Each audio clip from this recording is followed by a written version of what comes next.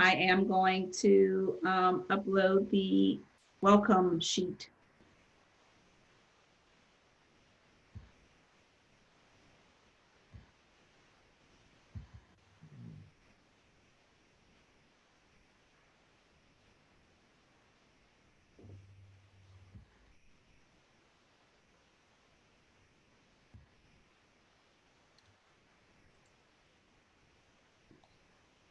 Okay, thank you for joining us today. I would like to wish everyone a good morning. Welcome to the PASSHE West virtual session for the Private Industry Council, Beaver, Fayette Head Start, and Early Head Start. Thank you for joining us today. To confirm, we are recording our session. Attendees, if you have any questions, please use the chat feature at the bottom of your screen to enter your questions, and the questions will be answered at the end of the session. Okay, so today I would like to introduce our guest speaker today, Dick Holler from Private Industry Council. Welcome, Dick. Thank you for having me. So we're going to ask a few questions. This is a Q&A session. So tell us a little bit about yourself and your role with your organization. Okay, so I'm the talent acquisition leader for the Private Industry Council of Westmoreland Fayette Incorporated. I'm responsible for attracting and recruiting qualified job applicants for our programs, which we have several Head Start programs, which are in Beaver County, Fayette County. We also have pre-K counts classrooms in Westmoreland County and Allegheny County. I'm also responsible for recruiting and working with our hiring managers for additional staffing needs throughout our organization. Basically, I received my Bachelor's of Science in Education from Elon University in North Carolina. I live on the Trobe, have 3 children, and I just enjoy the outdoors and spend a lot of time at the beach, really. Okay. Well, again, it's an honor to have you with us today. What do you find that employees and interns like best about your organization? Well, we offer a wide variety of employment opportunities within our Head Start programs because in Beaver County we have over 26 classrooms with the Head Start, Early Head Start. In Fayette County, again, with our Head Start, Early Head Start, we have over 27 classrooms. And then we have 11 pre-K counts classrooms in Allegheny County. I think we have 10 and 1 in Westmoreland County. As well as we have numerous adult and youth grants in many levels. And then we have a wide variety of workforce development areas, which, we employ staff too. We hold the grant for 3 career links in Westmoreland County. So, we have all this, we fill all the staffing needs for them as well. So there's many levels of opportunities for candidates to apply for jobs, not just within a Head Start program, but with also the workforce development that we work with other employers in our county as well. What makes your organization, in your opinion, unique from other companies? I think it's we really have endless opportunities for employment due that we're located in 4 different counties, which we have a great, we reach out with a lot of the different colleagues in those counties trying to find candidates to fill those positions. And I think that makes us unique because we're not just centrally located in Westmoreland County. We really try to work with a lot of the local colleges in those counties because we know that, for example, at Cal U, you get students from all over, Pennsylvania and the entire East Coast. So, if we can, work within some of those counties and that framework, we might be able to connect and, draw some good candidates for, several of the positions we have openings. I know California greatly appreciates the work and the recruitment efforts that you have made with our university. So we do have a lot of, we do have a lot of Cal U graduates working for us. Well, that's a bonus. That's a bonus. That's what we like to hear. That's right. That's right. We do, though. Yes. What is something that most people don't know or would be surprised to learn about your organization? That we employ over 300 full-time staff, and is like I said, in 4 different counties.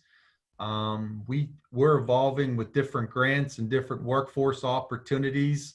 And again, the same thing goes with the early childhood education, and again with the adult and youth education programs. With today's workforce, we're evolving, month to month, day to day, to year on different ways that we can help partnership with other people in, not only Beaver, Fayette, Westmoreland County, Allegheny County, but other outlying counties, that our corporation continues to work for, to try to make the workforce out there a better place for candidates and attract those candidates to get people hired. What is something that you look for on a candidate's resume or cover letter? One of the first things, I mean, when we're talking, when we post jobs and we start reviewing applicants with the hiring managers, we try to look to see if they have the education and the work experience to make them qualified for the job. Sometimes we can look at some of their work experience and how that relates to them. But really, I'd really try to look at the flow of their resume and their cover letter, make sure things are spelled correctly, because that's kind of a red flag. If they're not putting a lot of time into making sure their cover letter and resume is spelled correctly, then they're probably not very detailed and task oriented in meeting deadlines. I try to look on a cover letter too, having a brief introduction. So many people go 1 or 2 pages, of an introduction. They tell you their whole history, work experience, education in a cover letter, where, that's what the resume is for, showing, your highlights of your education and work experience. And again, really just looking to see with their experience and their self education and how that relates to the job experience and the qualifications. We're looking to see if that's a match, before we move along with the next step in our process. Do you have any tips on what students should do or should not do during an interview? Oh yeah. My biggest thing is arrive on time, be early. And again, if you're running late, which happens, people get stuff in traffic, situations come up, to call the organization, leave a message and let them know that, because I think people really appreciate that more than you showing up for 11 o'clock interview at 11:01 and saying you're late. I think that shows that you're committed to the interview. You're really invested in the interview itself and within the position. I would say dress for success. And that means, if you're going to interview, that means more often than not, you want that position, dress the part, dress for success. If that's a shirt and tie to you, or a sports coat, shirt and tie, or a suit, dress, make sure you dress in the part for, the entire interview process. I would tell, new graduates and people who are candidates are looking for jobs. I mean, it's an opportunity to sell yourself, because the committee sees something in you.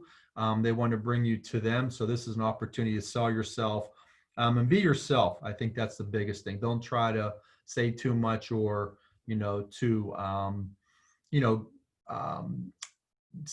basically, again, say too much. Sorry about that. But, that you're working there and be engaged during the interview, making sure you're showing appropriate nonverbals, with the way you're answering your questions, giving eye contact, and again, stay engaged during the whole process, and making sure at the end of the interview that you have questions, because I think that shows an employer, that you're serious about the position within itself.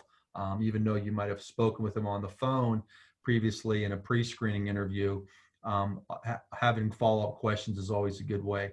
One of my things you should never do in an interview is, I know we live in a technology society here. Cell phones are our main communication. Turn it off. I've had so many interviews where people have put them in a purse and they vibrate the whole time against a makeup case. I've had people thought they've silenced it, and every time they get a text or notification, it pings the whole interview. I don't think cell phones should be on a table when you're interviewing, unless you tell the interview team that there's an emergency and that you need to have your phone out just in case. It might be to an ill child, ill parent, or emergency situation you might be dealing with. I mean, I think that can be acceptable, but I think turning your cell phones off and having them out of sight, out of sound is what I always tell people. That's where they should put their cell phones. I think that's the biggest distraction during an interview, really, that I see. That's some great advice. I agree with you.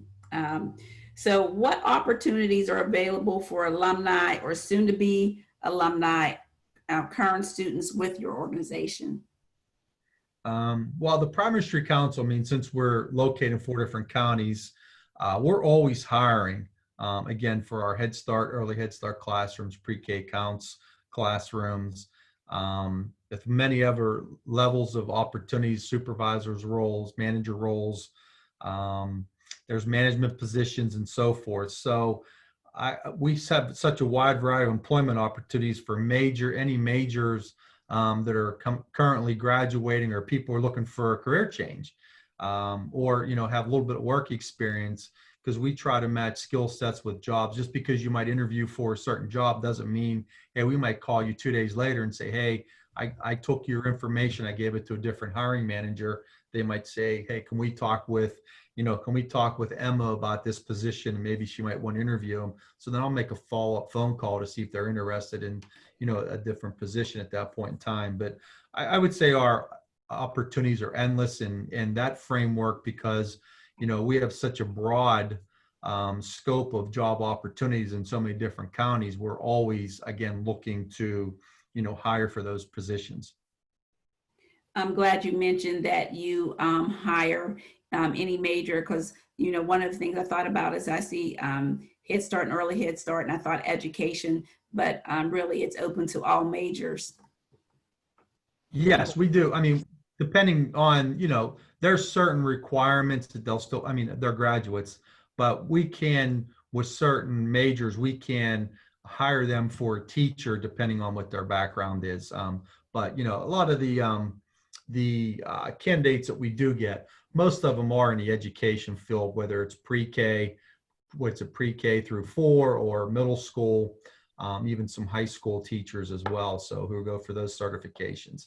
But that's one thing with pre-K counts and Head Start, is you don't need your certification, your teaching cert to teach for us, to instruct in our classroom. So, that helps out people who sometimes struggle to pass the boards with that as well. They're great teachers. They have great skill sets. They're very engaging, but, there's people who struggle with taking tests. So, our doors are always open to try to find those candidates and, to see if they're a good match with our, current situations for future employment. So what is one piece of information you would like to leave students with as we end our time together today? I would say, this is your time in the interview to shine. Again, I say this a lot, as I talk to our hiring managers, when you're bringing people in to interview, there's something that we have seen that we've pulled out of your resume that interests us, that we think you might be a good fit. I say going in, be yourself during the interview. Make sure you're making eye contact, and that's an opportunity to sell yourself, to the committee in itself. I would say be honest during the interview process, because that leaves a lasting impression, on any interview team. And again, I would say at the very end of that, make sure you thank the interview team when you're done. I mean, a lot of people will email and say thank you, whatever, but I think sometimes a good thank you when you leave, for the opportunity and time means a lot for some people. I mean, and seriously mean it. Like I'm saying, just, be honest, during that time with your interview. And a lot of times you get a good feel off of those, relationships that you build before the interview, during and after the interview, whether or not that candidate's a good candidate for your organization. I would like to ask if you have any remote opportunities available. Yes, we do. Well, right now we currently have an intern in our IT departments doing remote work. And I think coming forward with all the COVID stuff, that's something we're looking at more in depth of some of our positions in our programs is whether or not we can do that with remote, with considering the circumstances and all the requirements you have to have in some of the Head Start classrooms and pre-K classrooms. Great, great. So I see we do not have any other questions in the chat section. So again, I would like to thank you for the opportunity to meet and talk to you today. At this time, because we have no additional questions, we'll end our session today. Thank you all for attending the PASSHE West virtual recruitment session with the Private Industries Council and with our guest today, Dick Haller. If you have any attendees, if you have any further questions, please reach out to your university's Career Center and they can provide you contact information for the representative. Thank you all. Stay well and have a good day. Thank you.